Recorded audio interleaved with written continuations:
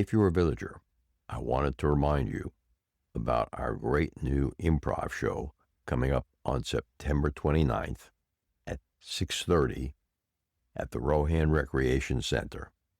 The show is for villagers and folks who have a guest pass. It's going to be the funniest show ever with 2 new improv players heading the cast. Reserved seating at tables of 8. Bring your own snacks and favorite adult beverages. Get your tickets at my.allevents.in/improv929. But remember, it's only for villagers who like to laugh.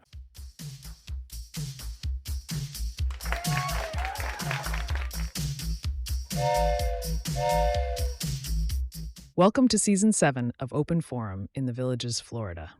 In this show, we talk to leaders of clubs and interesting folks who live in and around the villages. We also talk to people who have information vital to seniors. You will get perspectives of what is happening in the Villages, Florida area. We are a listener-supported podcast. There will be shout-outs for supporters. This is Mike Roth. Listeners, I'm thrilled to share with you this podcast, my passion project for you. This podcast brings you knowledge, inspiration, and things you need to know about the people and the villages here in Florida. I'm here today with John Warriner. Thanks for joining me, John. You're welcome, man. John's a relatively new resident to the villages, came out of the plastics industry, but luckily has had a lot of years of improv experience. How many years have you had improv experience, John? Over 10 years of improv experience. Okay. How'd you fall into improv? Fell into me. It happened to be at work one night. I worked at a chemical factory and I was on shift. A gentleman, one of my coworkers, came up and said, "Hey man, I went to this improv thing over the weekend. To be honest, it really wasn't my cup of tea, but I think you would like it." I wasn't sure how to take that, but I was like, "Oh, really?" And he told me where it was. And it was called Comedy Sports Richmond, out in the Richmond area in the middle of the city. They did performances on Friday and Saturday nights. The following Saturday, I went to a show.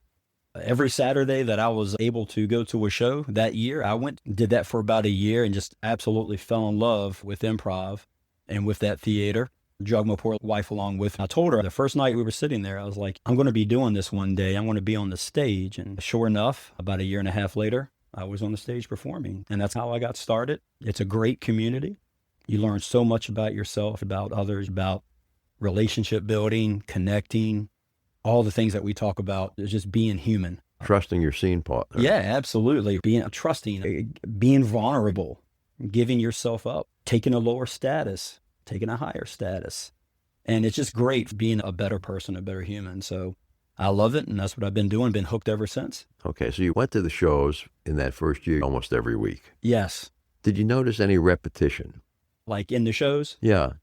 It's all spontaneous, right? But you do have a series of games that were played, and you would see some of the same games over and over, but it was still very much wrapped in spontaneity. Even though you see the same game, it's never the same game twice because it's improv. It's improv. It's improv. They took audience takes, and so the starting point of every game was different. Absolutely, right? It's like saying every baseball game in America is the same. Right. No, you got different players, okay? You got different umpires. The rules might be the same. Yes. Except the National League or the American League. Yeah. But the rules are essentially the same. And you can go to 2 games and they're different. Yeah, absolutely. That's what I love about improv, because you never know what you're going to, and that's what makes it fun to me, because you're absolutely right. The way that we did it back home is we would have different people that were emceeing the event. So you always had a different flavor there and a different take. Different players with different life experiences, right? Different things that they bring to the table. And it was always something different, which I love. That's what I love about improv. You could take the same suggestion with 3 different people and you get 3 different results. But you're never going to get the same thing. And sometimes the results are going to all be funny. Yes. Sometimes one is going to be funnier than the other. You never know. I like your take on that. Not that one was not funny, just one was funnier than the other. I love it. Yeah, Their perspective was different. Some of the best shows I've ever been to, some of the best improv I've ever been to, I did not laugh one time. Really? I did not. Why were they the best? They were the best. The relationships that were built in those scenes, the story arc that those performers took me on, was amazing. And I got to see this live action event play out in front of me with just merely a suggestion. I appreciate that in improv because I don't always have to find the humor in it, but I can find the way that the techniques are used, the way the performers handle themselves, the way they find relationships and connections, the way they move a story along. All those things I really appreciate. And if I get to go and also laugh my head off, man, that's a great night. 3 years ago was the first time I went to the Sarasota Improv Festival, and we went with 4 players from our group. Just because it was there, we said, well, we got to try it out. And so I'm sitting in the theater for the first show, and my face hurt. I laughed so much. Yeah. They did such unexpected things. Right. And there were about 15 shows that year that I went to, and my face muscles really hurt at the end of each evening. It was great. Some of the things were short form, like we do here in the Villages. So the improv we do here in the Villages is short form. If a scene ever lasts 7 minutes, it's because it was hilariously funny. Yeah, that's right. Most scenes go for between 2 and 3 minutes, and that tends to work out. In our 90-minute show, we'll get 15 different scenes in. We bring at least 16 players to each show, and everyone gets a chance to get up there in front of the audience, and sometimes that works out very well. Yeah, absolutely. Yeah, I'm super excited about our show on September 29th. That's a Monday night at the Rohan auditorium. Tickets are still available as we record this. They will be available at thevillagesimprov.com. From that page, you'll be able to click a link that'll take you to the ticketing page. If you want to go directly to the ticketing page, it's a little bit more complicated. It's my all events, IN/improv 9/29/25. And that'll take you right to the ticketing page where you can hit tickets in the upper right-hand corner, and you will be greeted by a seat map. We have 7 rows of tables. You pick the table that you want, and you can see if those seats are available. If you like them, click on them. When you finish clicking on seats, then you can hit the proceed button to pay for it with a credit card. You can bring snacks, beverages, adult beverages too. It always makes improv better. Yes, it does. We did a show on Saturday at the Sumter County Library in Lake Panasoffkee. It was fantastic. There were children present. We actually put them up on stage, used them in the show. It was a fantastic show. And there was no alcohol involved. It was a totally G-rated show. That's right. Yeah, it was really good. We cater to the audience that you have. That's right. And that's why I'm super excited about September 29th. It'll be my first show to perform in the Villages. I came to your show a couple months ago, maybe a few months ago. Yeah, we now. did a show at the Old Mill Playhouse in Lake Sumter. You had a great crowd there that night. I don't know how many people it was, but it was packed. It was 250 people. It was a great crowd. Hopefully we'll put together a crowd like that again at the Rohan. And I look forward to it. The history of the shows at Rohan over the past 5 or 6 years is that we sell them out about a month before the show begins, and then we only got a couple more weeks. Got a couple more weeks to get your tickets. You sell out. Yeah, but it's funny this year because the Splash Club bought the entire last row of seats. I guess they were more worried about having fun than what was going on at stage. Yeah, that's right. Because there were seats a lot closer to the stage than they picked. Yeah, no, we'll take the last ones just in case something goes down. So look, improv, this isn't church. You don't have to sit in the back row. You can sit in the front row. No, that's awesome, man. I look forward to that. I'm thinking of actually pricing the last rows more expensive next year. We'll make tons of money then. That's great. Yeah, so super excited about that. We have, I don't know, we'll have 15, 16 performers, something like that. And we should have our musical accompaniment by Wayne Richards. Oh, nice. And okay, yeah. Janice Shaw may be back, which will make it really good because that's what we had at the Old Mill Playhouse. We had both players. Musical accompaniment really helps as we look into music here on the wall. In 2026, I'm hoping that we can mount at least one opening number, which is pure improv musical. Not a whole musical show, but a total musical improv number based on a single word prompt from the audience. Yep. Baby steps, Mike, like baby steps. Right. Put on whole shows, but let's do an opener. I love it. Opening number. You know, that opening number is going to be done based on the work of a group out of New York called Shitsprobe. Okay, nice. They've got a good name. Great name. I asked one of the players, because I was in one of their training groups, where did you come up with that name? And she said, oh, it's a knockoff of what happens on Broadway. I said, what? He says, yeah, the first time the actors and singers get together with the orchestra to go over the score of a new musical, it's called Sitzprobe. Yes, I would definitely Google that. But the group was fantastic. They're actually going to be here in the Villages in February for a show, I think, up at the Savannah Center. Nice. Where I live. That's close. I can walk there. We have a vague promise from them to do a seminar for our improv club the same time that they're in the Villages. That's in the middle of February. Nice. So, yeah, that'd be awesome. Absolutely. Yeah, in January, we have one private show booked. We'll attempt to book one or two more shows that will be open to the public. That's probably where we'll attempt to get another show at the Old Mill Playhouse. They improved the stage there. It's wider now. Oh, okay. Good. And you can have more than 3 people on the stage without feeling it might collapse underneath you. But that's what made it fun. You just never knew what was going to happen. I didn't know the stage was going to be a trampoline. That's awesome. September 29th, we have a huge, diverse group of people. That's what I love about our group. There's something for everyone. Our group provides something for everyone with our different personalities, our different backgrounds, our different experiences, what we bring to the table. Super excited about that. Yeah, we have over 200 different improv scenarios that we've learned over the last 5 years. Yeah. And we're going to pick about 22 of them to have ready on the show card. Yeah. We do that so that just in case the show runs short, during any improv scene, a player can put his hand or her hand in the air in a fist and say blackout and the scene's over. So it could have been scheduled for 3 minutes. In 30 seconds? Well, maybe 60. It was dying, okay?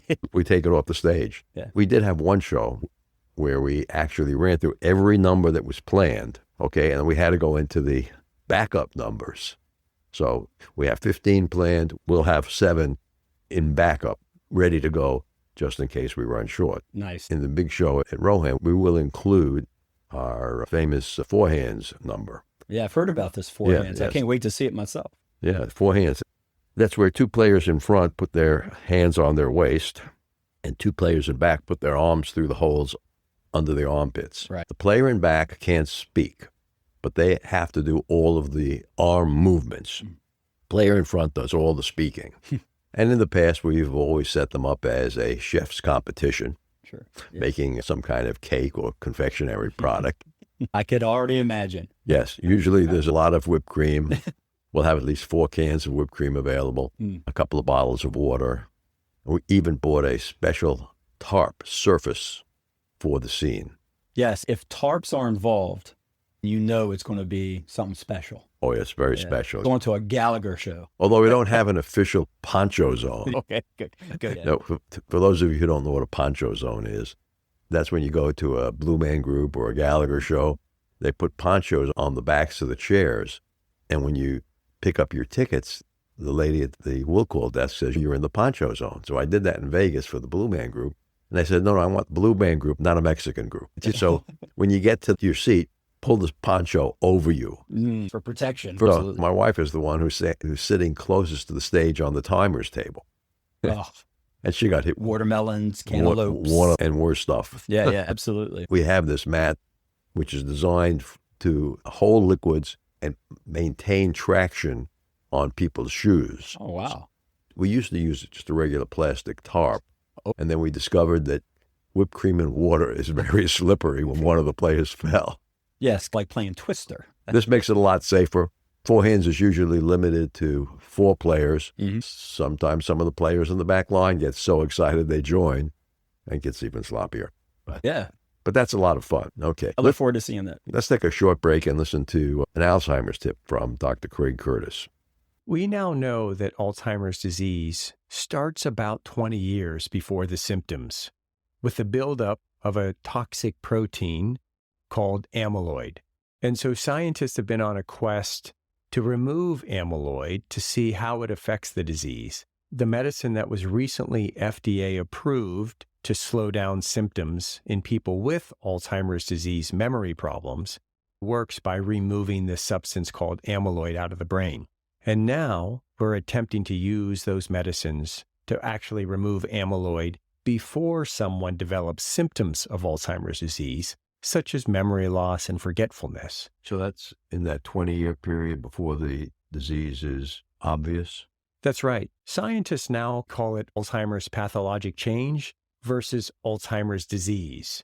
And we're saving the term Alzheimer's disease for when someone is actually experiencing symptoms due to Alzheimer's disease.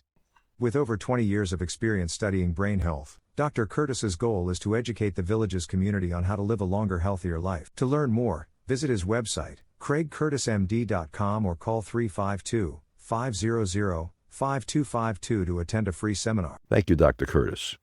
So, John, you were involved with comedy sports. What was your favorite game or exercise at comedy sports? If it's exercises, I love games that are high energy. I'm a high energy player.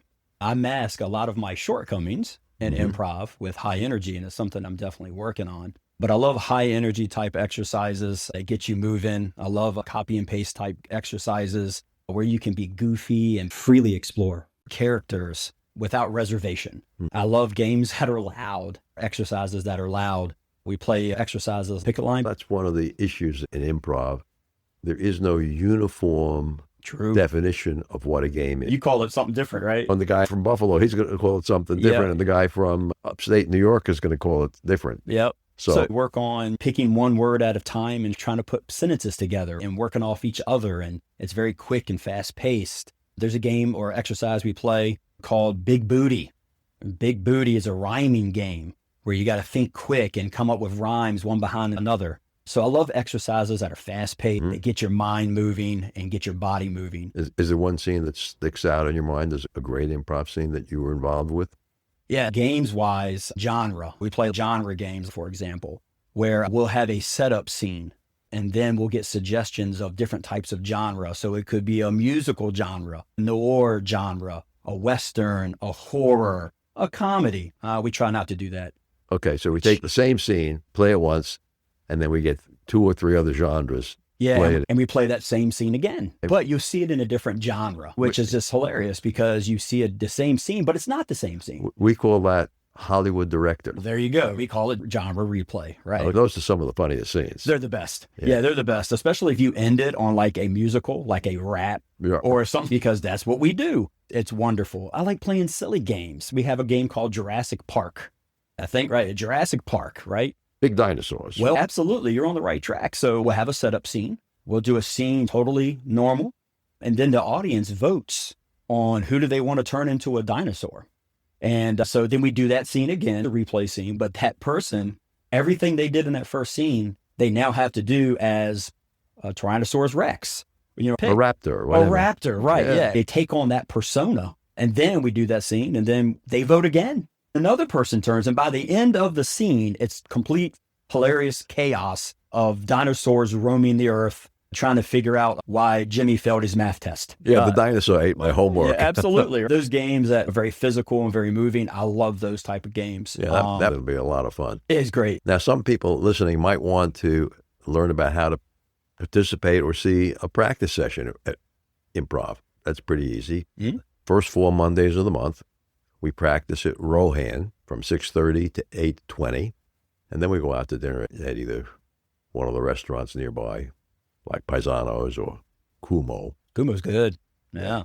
I've been here 6 weeks. My favorite restaurant so far. Oh, yeah. Okay. It's good. Yeah. And John, you stepped in and took over the Comedy Lounge. Why don't you tell our listeners a little bit about what's happening at the Comedy Lounge? Yeah, super excited about the Comedy Lounge. It meets at the Bacall. That's in Lauren Bacall. Yes, all rec center on the second and fourth Friday at 7 o'clock. And information would say it runs to about 9. We cut it off around 8:30 or so, but it's about an hour and a half. Revamping that club a little bit. We are going to learn short form improv at first and put it in a type of head-to-head format. So hope to one day put together some performances at the rec center using a different type of format. That's very head-to-head, a battle between 2 teams format. Ensembles. Yeah, 2 ensembles. Yeah, absolutely. Battling out for laughter and for your admiration. The audience members are very much involved in the show. Right. Improv without that turns into people just standing around looking at each other. Right. But it's very interactive. It's getting very popular. The second week that you ran it, the first week I was surprised to see 12, 15 people there. Me too. Last week, when we had 28 people there, I couldn't believe it. I said, wow. Yeah, it was a great group. Yeah. And that room at Pequot can accommodate over 100. It can, yes. The room definitely can. Absolutely. For our practices right now, we do high-paced energy exercises, improv from start to finish. It's all to get us ready to be able to put some shows on in the rec center. That's what we're working towards doing. It's going to be a great format. It's a lot of variety of type of games that we play. It's total audience immersion and participation. So excited about it, ready to get it going, but we got to do some more skill building and training in that type of format and structure. That might take, 3 months? Yeah, something like that. Yeah. So this winter we could look forward to maybe a show up at Pequot. Yeah, absolutely. Well. We got great improvisational actors. We just got to learn format. We got to learn the structure of it. So that's what we're going to do. If you want to come, participate, hang out, by all means, please come. Everyone's welcome. It's a good space to explore. There's no cost. No cost to show up. And you'll learn. I promise you one thing. You'll learn something. You'll have a great time and you'll laugh. Right. So that's it. Yep. And the idea is to get through a lot of the training. It'll make you a better improver. If you've never done improv, will this work for them too? Absolutely it will. Do you have a humorous personality? It does help. You don't want to kill the mood, but it does help. And like I said, it's for everyone. If you want to come hang out, if you want to learn this thing called improv, please come to a practice. Come to a practice in an hour and a half or a little bit more than that. You're not going to learn everything. You're not going to see everything. It takes a couple of weeks to figure out whether or not you want to be involved. Absolutely. And stick around. These improv meetings are training. They are. Some people will never use them on stage. Some people will use them in their business careers if they're still working. Absolutely. Improv in general is great for public speaking, going out and meeting new people, doing new things. It can help you with presentations and your work life, your home life, being able just to have a better conversation with somebody. Improv does that. But yeah, absolutely. Come check out 1, 2, 3, 4 show classes. Don't be intimidated. It's at your own pace. We find something for everyone, and you'll feel welcome. It's a good vibe there. It's a good spirit there. And we'll continue to build off of that and see where it goes, Mike. John, thanks again for being with us here on Open Forum in the Villages, Florida. People can see you on stage on September 29th, Monday. Oh, yeah. That's right. Put your seatbelts on. Put your seatbelts on. Put seatbelts on. And we're going to have another new player to the group, John Baywall, who was on this show a couple of weeks ago. Should be a fantastic show. Absolutely. I'll look forward to it. Can't wait. Thanks for being on the show, John. Hey, man. Thank you. Listeners, I'm thrilled to share with you this podcast, which is my passion project to bring knowledge, inspiration, and things you need to know about the villages and the people living here. Be sure to hit the follow button to get the newest episode each week. Or you can hit the purple supporter box. Even a small donation of $3 to $10 a month makes a big difference. And you can cancel your subscription at any time. Your support means the world to us. Stay curious, stay inspired, and keep those headphones on. Remember, our next episode will be released next Friday at 9 a.m. Should you want to become a major supporter of the show or have questions, please contact us at mike@rothvoice.com. This is a shout-out for supporters, Tweet Coleman, Ed Williams, Dwayne Romick, and Dr. Craig Curtis at K2 in the Villages. We will be hearing more from Dr. Curtis with short Alzheimer's tips each week. If you know someone who should be on the show, contact us at mike@rothvoice.com. The way our show grows is with your help. Text your friends about this show. If you enjoyed listening, or just tell your friends about the show. We thank everyone for listening. The content of the show is copyrighted by Roth Voice 2025, all rights reserved.